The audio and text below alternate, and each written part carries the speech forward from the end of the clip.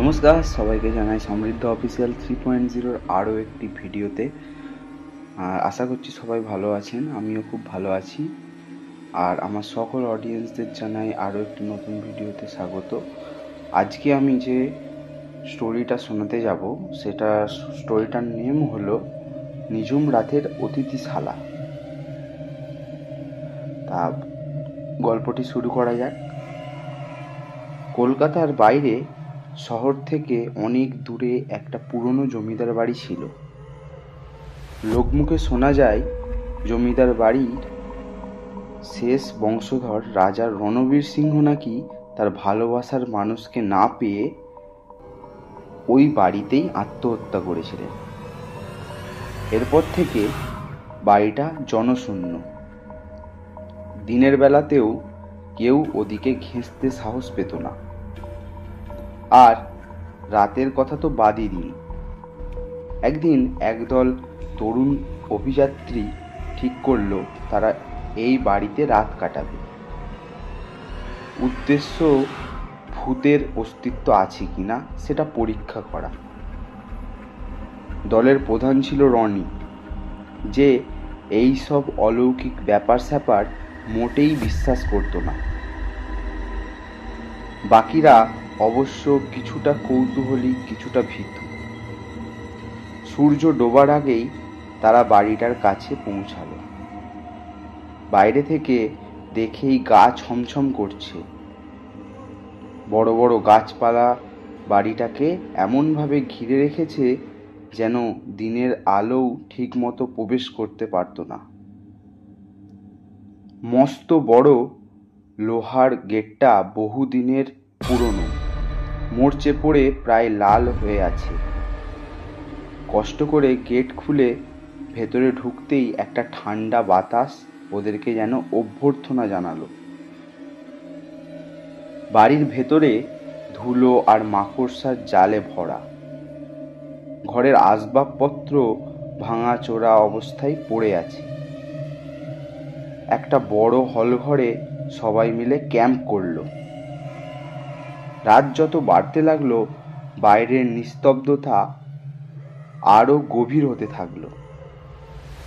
হঠাৎ করে একটা পুরনো ঘড়ি থেকে ঢং ঢং ঢং করে 12টা বাজার শব্দ হলো। অথচ ঘড়িটা অনেক দিন ধরেই অচল ছিল। সবাই একে অপরের দিকে তাকাতে লাগলো।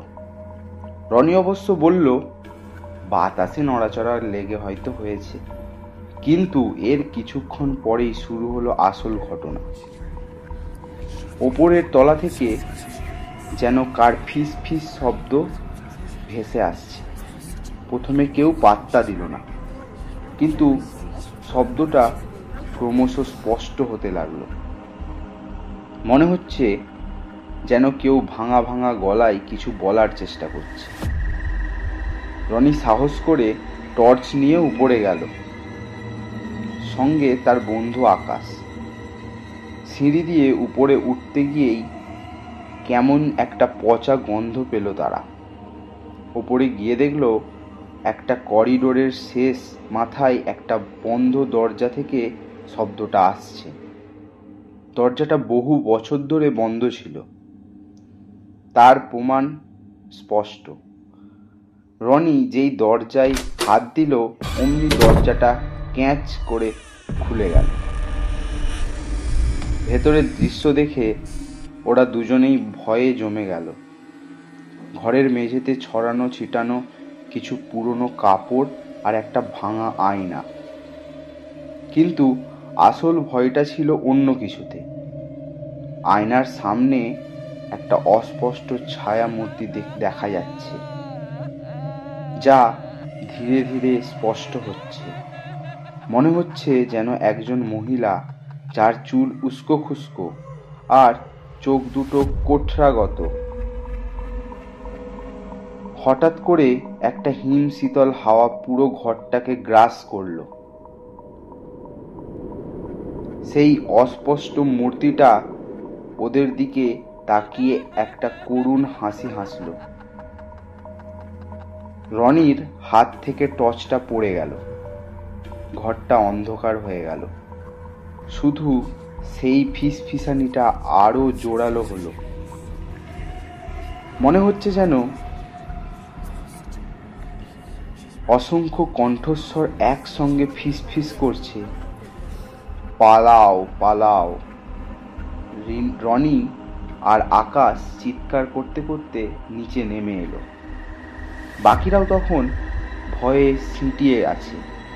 আর এক মুহূর্ত না থেকে ওরা সবাই বাড়ি থেকে বেরিয়ে পড়ল। দৌড়াতে দৌড়াতে তারা পেছনে ফিরে তাকালো না। যখন অনেক দূরে চলে এসেছে তখন সবাই দেখল সেই জমিদার বাড়ির একটা জানালার কাঁচের পেছনে একটা অস্পষ্ট আলো জ্বলছে আর নিভছে। সেই দিনের পর থেকে রনি আর কখনোই ভৌতিক ঘটনা বিশ্বাস করে না। এমন কথা বলতে পারেনি। সেই রাতের অভিজ্ঞতা, ওদের রহস্য আজও অমীমাংসিতই রয়ে গেছে।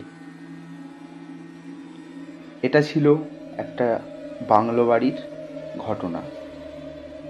আচ্ছা, সত্যি কি তাহলে বাংলো বাড়িটাতে কোনো কি ভয়ঙ্কর আত্মা ছিল?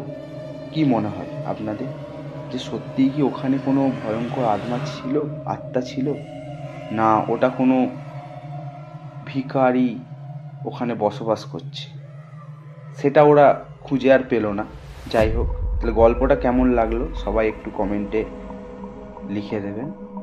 আর সব অডিয়েন্সদের জানাই যে এই রকম আরও গল্প বা আমি ঘটনাও শোনাই, কিছু সত্যি ঘটনা শোনার জন্য যদি আপনারা আগ্রহী হয়ে থাকেন তাহলে আমার চ্যানেলটিকে সাবস্ক্রাইব করবেন এবং বেল আইকনটিকে অলে করে রাখবেন এবং ভিডিওটিকে একটি লাইক করে দেবেন মনে করে। আর যদি কেউ আমাকে তার নিজের ঘটে যাওয়া কোনো সত্য ঘটনা লিখে পাঠাতে পারেন তাহলে আমার চ্যানেলের বায়োতে ইনস্টাগ্রাম আর ফেসবুক দুয়েরই লিঙ্ক দেওয়া রয়েছে। তাই আমাকে ওখানে আপনারা ডিএম করে মেসেজ করে আপনারা আপনাদের নিজেদের গল্প পাঠাতে পারেন। আজ এই পর্যন্ত, দেখা হচ্ছে পরের ভিডিওতে।